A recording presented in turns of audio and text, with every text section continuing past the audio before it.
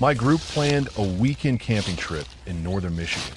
We picked a remote site near a small lake and set up 2 tents spaced a few yards apart. It was quiet, peaceful, exactly how a camping trip should feel. On the second night, we noticed a faint light flickering deeper in the woods. It wasn't a flashlight beam. It looked more like an old lantern, warm and steady. None of us remembered seeing anything man-made nearby when we arrived. We watched it for a while, assuming another group had arrived on scene. But the light didn't move. It hovered among the trees, too steady to be a person walking. Curiosity won out. I grabbed my jacket and walked toward the light with one friend following behind.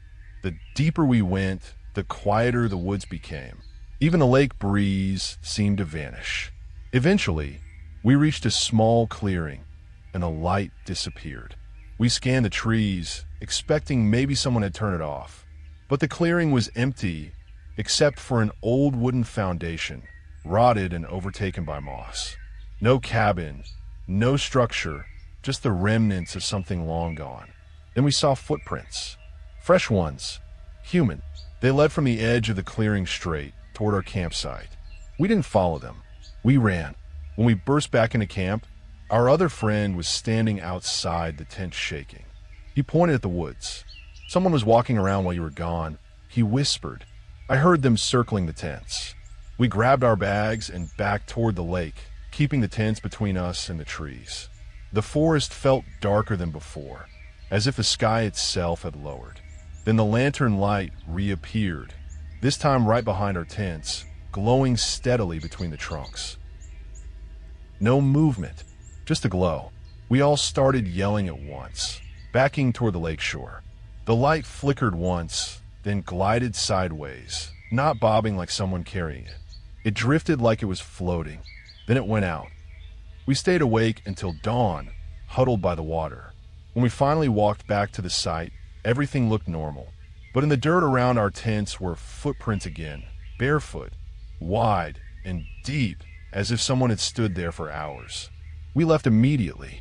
That lake doesn't show up on most maps anymore, and maybe that's a good thing. A few years ago, a friend and I camped near a ridge in Colorado that locals warned us about. They said weird echoes bounced off the rock walls, causing people to feel watched. We laughed it off. It sounded like superstition mixed with geography. The first night was peaceful. The ridge towered above us like a jagged spine. The second night, everything changed. Just after dark, the wind shifted, funneling down from the ridge in a sharp current. Our fire sputtered but stayed alive. That was when we heard it. Something like a person calling out, faint at first.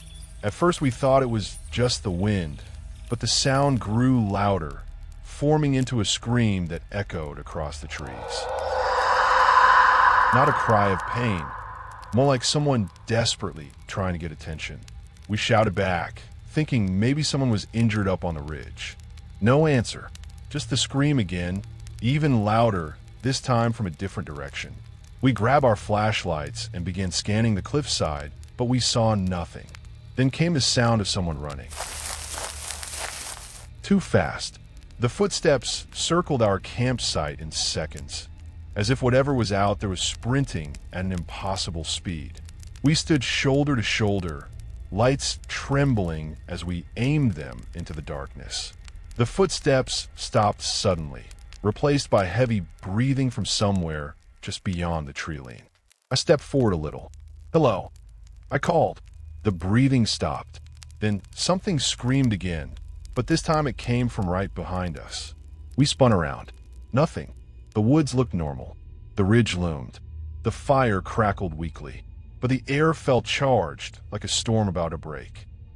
We didn't sleep at all that night. Every few minutes the screaming returned, bouncing around the ridge like a voice traveling through stone. Right before sunrise, the sound changed. It became a long, low moan, then faded completely. We packed up without speaking. As we hiked away, we ran into a park ranger. He asked if we'd heard the ridge noise. We told him everything. He sighed heavily. "You're not the first," he said. "People say the rock walls trap sounds. but no one's ever explained the footsteps. He paused, then added, "Some folks think something lives in those ridges. Something that mimics voices to bring people in." We never camped there again.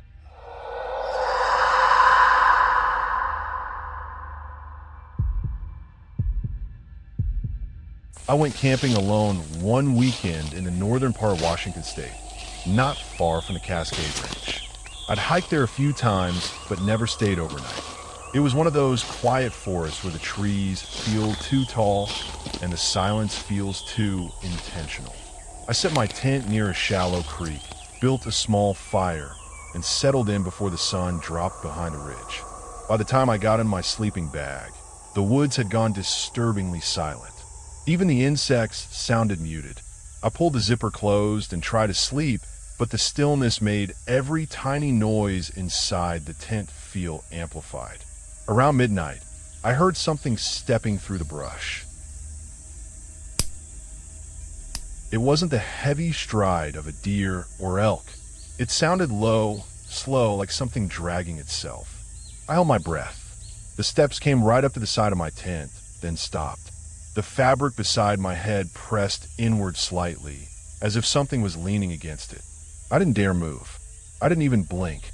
The shape outside slowly shifted along the side of the tent, brushing the fabric like a hand, except it didn't sound like fingers. It was too smooth, too long. I whispered to myself that it had to be an animal. A mountain lion maybe, but the breathing didn't match. It sounded wrong, too shallow and too fast, like someone panicking. I reached quietly for my flashlight. When I clicked it on, the shadow outside froze. For a second, the silhouette softened, then seemed to flatten, as if whatever was there dropped to the ground.